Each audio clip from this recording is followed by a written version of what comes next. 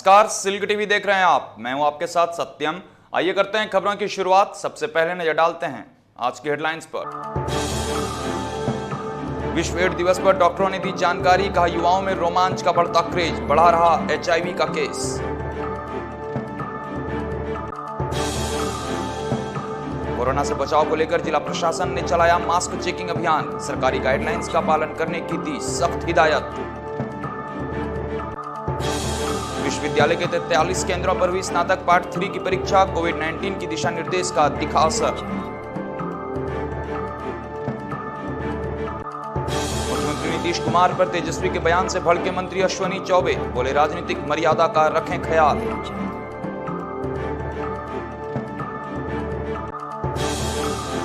और कांग्रेस कार्यकर्ताओं ने फूंका प्रधानमंत्री नरेंद्र मोदी का पुतला। सरकार पर किसान विरोधी होने का लगाया आरोप। अब समाचार विस्तार से। विश्व एड्स दिवस प्रत्येक वर्ष 1 दिसंबर को मनाया जाता है और इसको मनाने का मुख्य उद्देश्य HIV संक्रमण की वजह से होने वाली बीमारी के बारे में जागरूकता बढ़ाना है। एड्स वर्तमान युग की सबसे बड़ी स्वास्थ्य समस्याओं में से एक है। यूनिसेफ की रिपोर्ट के मुताबिक दुनिया भर में 37 मिलियन से ज्यादा लोग HIV के शिकार हो चुके हैं। विश्व में रोजाना 980 बच्चे HIV वायरस के कारण संक्रमित होते हैं, जिनमें से 320 की मौत हो जाती है। साल 1986 में भारत में एड्स का पहला मामला सामने आया था। वहीं भारत सरकार द्वारा जारी किए गए आंकड़ों के मुताबिक देश में HIV संक्रमितों की संख्या लगभग 20 लाख से अधिक है। वहीं भागलपुर जवाहरलाल नेहरू मेडिकल कॉलेज अस्पताल के चेस्ट मेडिसिन विभाग में अपनी सेवा दे रहे प्रोफेसर डॉक्टर DP सिंह ने बताया कि विश्व एड्स दिवस पिछले 32 सालों से मनाया जा रहा है। डॉक्टर DP सिंह ने कहा कि एड्स से बचने का सबसे सुरक्षित उपाय है जीवन साथी के अलावा किसी अन्य से यौन संबंध नहीं रखें। साथ ही मादक औषधियों के आदी व्यक्ति के द्वारा उपयोग में लाई गई सिरिंज व सुई का प्रयोग बिल्कुल न करें। डॉक्टर सिंह ने बताया कि एड्स का फैलाव एक से दूसरे लोग में ना हो, इसके लिए किसी भी व्यक्ति को ब्लड चढ़ाने से पहले डोनर और रिसीवर दोनों की HIV जांच अवश्य करा लेनी चाहिए। आज 1 दिसंबर है। हर साल पिछले 32 सालों से एड्स दिवस मनाया जाता है 1 दिसंबर को, और इसका मुख्य कारण है कि एड्स के बारे में हम लोग जागरूक हों।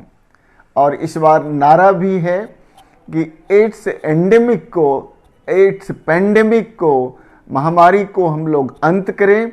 इसके लिए हम लोग एकजुट हो जाएं। ये क्या बीमारी है और कैसे फैलता है एड्स, इसके बारे में हर आदमी को जानना जरूरी है। एड्स बीमारी छूने से नहीं होता, साथ खाने से नहीं होता, बल्कि असुरक्षित यौन संबंध से हो सकता है। जो सेक्स वर्कर हैं उनको हो सकता है। मर्द और मर्द के बीच में जो समलैंगिक संबंध है उन लोगों को अधिक हो सकता है। अगर आप जो इन्फेक्टेड निडल सिरिंज जो है, अगर आप उससे सुई लेते हैं, उससे अधिक हो सकता है। माँ से भी बच्चों में भी जा सकता है, इसका संक्रमण जा सकता है। इधर मायागंज अस्पताल के ART सेंटर के senior medical officer doctor Vijay Krishna ने बताया कि JLNMCH में वर्ष 2008 से HIV संक्रमित मरीजों का इलाज किया जा रहा है और अब तक 7000 से अधिक लोगों का इलाज किया जा चुका है। वहीं SMO डॉक्टर विजय ने बताया कि मायागंज अस्पताल में भागलपुर सहित आसपास के 20 जिलों से मरीज आते हैं, जिसे सभी सरकारी सुविधा उपलब्ध कराई जाती है। ART सेंटर के डॉक्टरों ने जानकारी दी कि पेरेंट्स से बच्चों में होने वाली HIV संक्रमण को रोकने में मायागंज अस्पताल की टीम काफी एक्टिव है। उन्होंने कहा कि पिछले 10 साल में यहां 303 गर्भवती HIV संक्रमित महिलाओं को रजिस्टर्ड किया गया और सभी के बच्चों को संक्रमित होने से बचा लिया गया। वहीं ARTC के अश्विनी कुमार ने बताया कि एड्स संक्रमितों से हाथ मिलाने, एड्स पीड़ित व्यक्ति के साथ उठने बैठने या मरीज को गले लगाने से नहीं फैलता है। एड्स के मरीजों को सारी सुविधाएं उपलब्ध है, जांच से लेके उनके ट्रीटमेंट कंप्लीट जो ट्रीटमेंट होता है, सारी दवाइयां जो होती हैं सारी उपलब्ध हैं। उसमें सबसे पहले जांच में PPT-CT सेंटर है जहां की पता लगाया जाता है, और बाहर में भी जो PPT सेंटर है वहाँ मरीज आते हैं, वहाँ अपना दाखिला करते हैं और तब वो हम लोग यहाँ ART सेंटर में आते हैं जहाँ की उनको दाखिला कर दिया जाता है और तब 14 इन्वेस्टिगेशन उनका हम लोग कराते हैं और CD4 काउंटिंग होती है। CD4 काउंटिंग के बाद स्टेजिंग पेशेंट का करके उसकी दवाइयाँ जो होती हैं वो स्टार्ट हो जाती हैं। इसके बाद दूसरी सुविधा आज यहाँ हम लोग के यहाँ है, जो कि पेरेंटल टू चाइल्ड ट्रांसमिशन बहुत इंपॉर्टेंट पूरे संसार में हो गया है। मदर से चाइल्ड को ट्रांसमिशन हम लोग चाहते हैं कि ये कम्प्लीटली माँ से बच्चे को 100% हमारा प्रिवेंशन में जाए। ये आज हम लोग का एक अभियान है। सदर अनुमंडल पदाधिकारी आशीष नारायण और एएसपी पूरन कुमार झा ने भागलपुर बस स्टैंड और आसपास के क्षेत्रों में मास्क चेकिंग अभियान चलाया। इस दौरान एसडीओ और एएसपी ने बिना मास्क लगाए लोगों को मास्क लगाने की नसीहत देते हुए कहा कि कोविड-19 की गाइडलाइंस का पालन करना सभी के लिए अनिवार्य है। चेकिंग के क्रम में पुलिस द्वारा बिना मास्क लगाए लोगों से जुर्माना भी वसूला गया और आगे से सोशल डिस्टेंसिंग का पालन करते हुए मास्क लगाने की सख्त हिदायत दी गई। मौके पर ट्रैफिक इंस्पेक्टर आरके शर्मा समेत कई पुलिसकर्मी मौजूद थे। अभी लोगों को जागरूक करने के लिए कि कोरोना खत्म नहीं हुआ है और मास्क का उपयोग बहुत ज़रूरी है, आज ये अभियान चलाया गया है, जिसमें ढेर सारे लोगों को फाइन किया गया है। जो सरकार की तरफ से निर्धारित 50 रुपये के दंड हैं, आर्थिक दंड, वो लगाए गए हैं। इसके अलावा 2 गाड़ियां भी जब्त की गई हैं जिस पे पैसेंजर्स बैठे हुए थे जिन्होंने मास्क का प्रयोग नहीं किया था। और ये कार्रवाई आगे चलती रहेगी, रोज़ चलेगी, कल भी होगी और आने वाले दिनों में भी होगी, ताकि लोग जागरूक हों। तिलका मांझी भागलपुर विश्वविद्यालय और मुंगेर विश्वविद्यालय परीक्षा केंद्रों पर स्नातक पार्ट 3 की परीक्षा मंगलवार से शुरू हो गई। विश्वविद्यालय पीआरओ डॉक्टर दीपक कुमार दिनकर ने बताया कि परीक्षा संचालन को लेकर टीएमबीयू के प्रभारी कुलपति प्रोफेसर संजय कुमार चौधरी के निर्देश पर सभी केंद्रों पर कोविड-19 की गाइडलाइंस का पालन कराया गया। वहीं परीक्षाएं कदाचार मुक्त और शांतिपूर्ण वातावरण में संचालित हो, इसके लिए हर संभव प्रयास की गई। साथ ही विश्वविद्यालय प्रशासन की ओर से परीक्षा केंद्रों पर मुकम्मल व्यवस्था की गई थी। इसके अलावा विश्वविद्यालय स्तर से सभी सीएस को आवश्यक दिशा निर्देश भी दिए गए हैं। बता दें कि परीक्षा के पहले दिन ग्रुप ए और ग्रुप बी की परीक्षा हुई। टीएनबी कॉलेज समेत कई एग्जाम सेंटरों पर परीक्षार्थियों के शरीर का तापमान माप कर ही परीक्षा हॉल में प्रवेश दिया गया। बिहार में कोरोना वायरस के बढ़ते प्रकोप को रोकने के लिए सरकार लाख प्रयास कर ले, लेकिन शिक्षित युवा इसका मौखौल उड़ा रहे हैं। मंगलवार को तिलका मांझी भागलपुर विश्वविद्यालय के पीजी सेमेस्टर 1 के परीक्षा फॉर्म भरने की अंतिम तिथि को छात्रों की भारी भीड़ उमड़ पड़ी। फॉर्म भरने के लिए विश्वविद्यालय के खिड़की पर उमड़े छात्रों की भीड़ की ओर से कोविड के तय गाइडलाइंस का खुल्लम खुल्ला उल्लंघन होता दिखा। छात्रों की ओर से सोशल डिस्टेंसिंग का पालन बिल्कुल नहीं किया जा रहा था। वहीं यूनिवर्सिटी के कर्मी छात्रों की लगी लंबी कतार से काफी परेशान रहे। बिहार विधानसभा के नेता प्रतिपक्ष तेजस्वी यादव और सीएम नीतीश कुमार के बीच हुई तीखी बहस और अमर्यादित बयान के मुद्दे पर केंद्रीय मंत्री अश्विनी कुमार चौबे ने तेजस्वी यादव को नसीहत दी। केंद्रीय स्वास्थ्य राज्य मंत्री ने कहा कि विधानसभा, लोकसभा, राज्यसभा हो या कोई भी सदन, सभी जगहों पर राजनेताओं को राजनीतिक मर्यादा का पालन करना चाहिए, क्योंकि राजनीति में व्यक्ति और सदन की मर्यादा का विशेष महत्व है। स्वास्थ्य मंत्री ने मुख्यमंत्री नीतीश कुमार के खिलाफ तेजस्वी यादव द्वारा किए गए निजी हमलों को गैरवाजिब बताया। साथ ही कहा कि जिस तरह की भाषा सीएम के खिलाफ बोली गई है, उसके लिए तेजस्वी यादव को शर्मिंदगी होनी चाहिए। वक्त हो चला एक छोटे से ब्रेक का, मिलते हैं ब्रेक के बाद।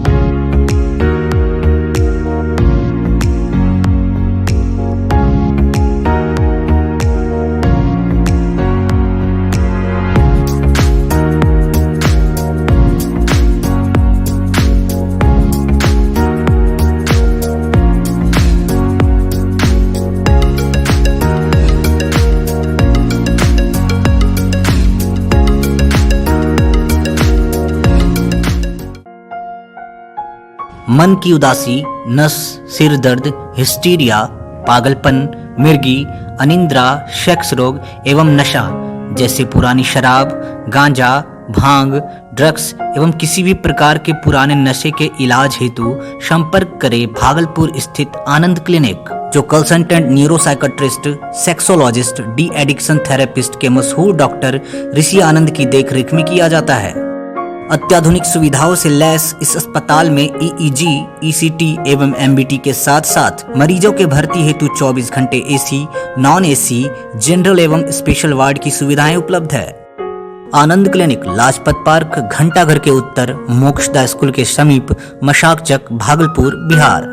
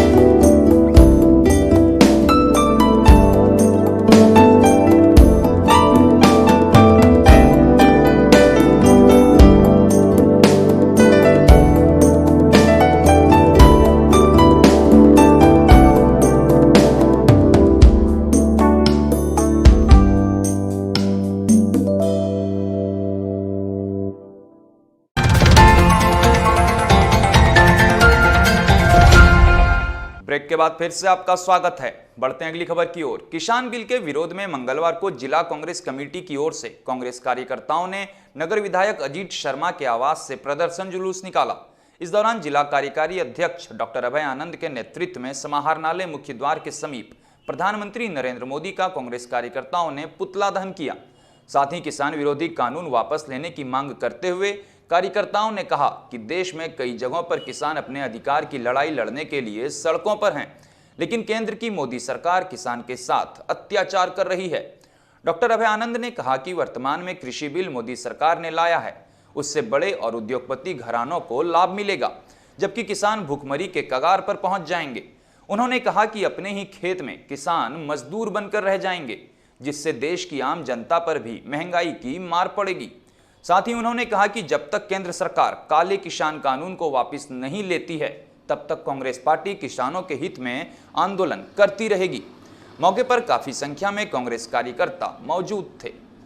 यह जो विरोध प्रदर्शन है और नरेंद्र मोदी का पुतला दहन है, यह केंद्र सरकार के द्वारा जो किसान विरोधी काला कानून लाया है उसके विरोध में है। वही नहीं, अभी दिल्ली के चारों तरफ जो बॉर्डर है अन्य प्रदेशों का, वहाँ किसान डटा हुआ है अपनी हक की मांग के लिए, लेकिन नरेंद्र मोदी दिवाली मना रहा है बनारस में। यह भारत के किसानों के साथ अत्याचार है।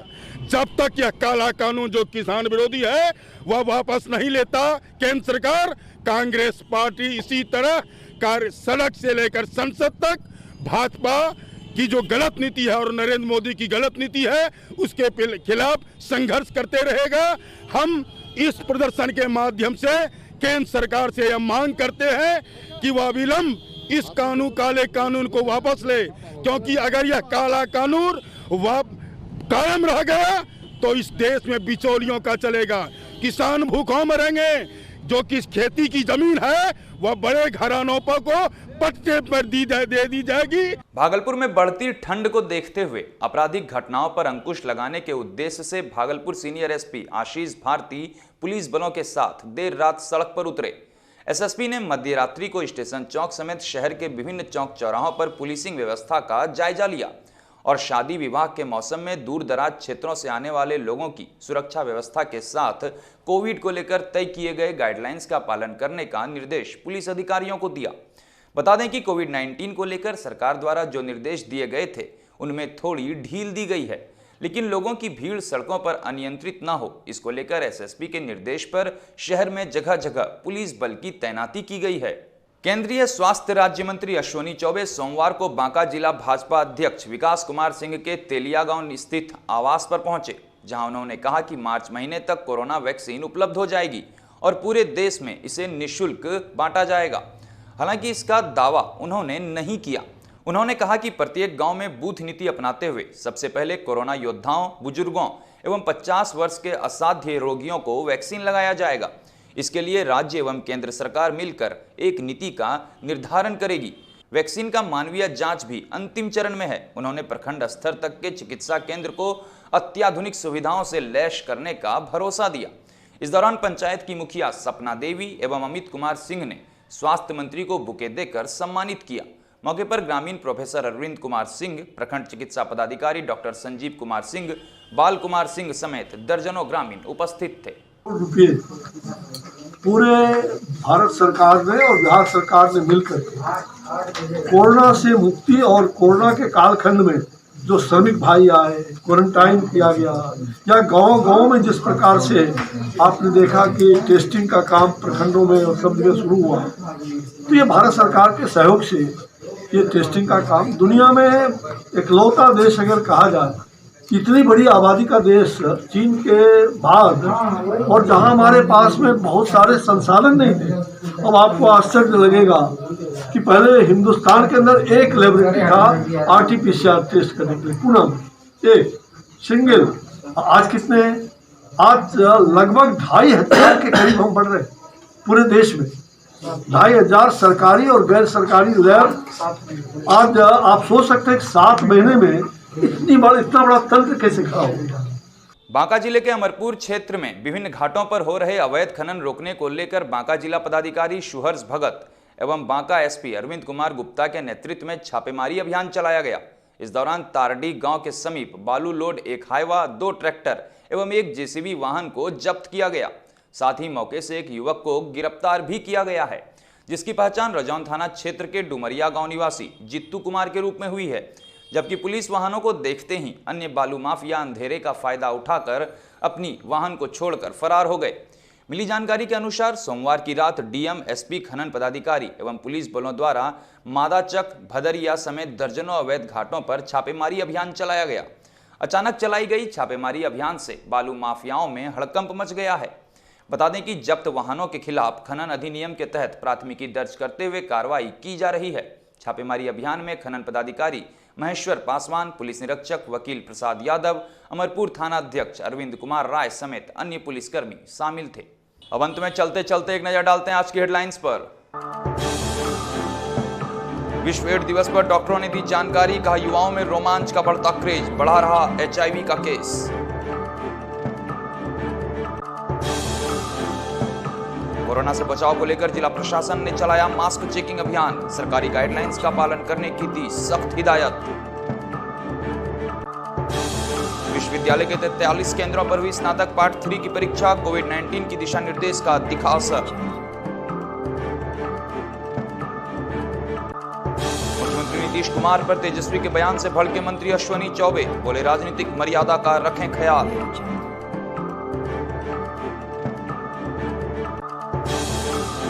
और कांग्रेस कार्यकर्ताओं ने फूंका प्रधानमंत्री नरेंद्र मोदी का पुतला, सरकार पर किसान विरोधी होने का लगाया आरोप। फिलहाल इस बुलेटिन में इतना ही। नमस्कार।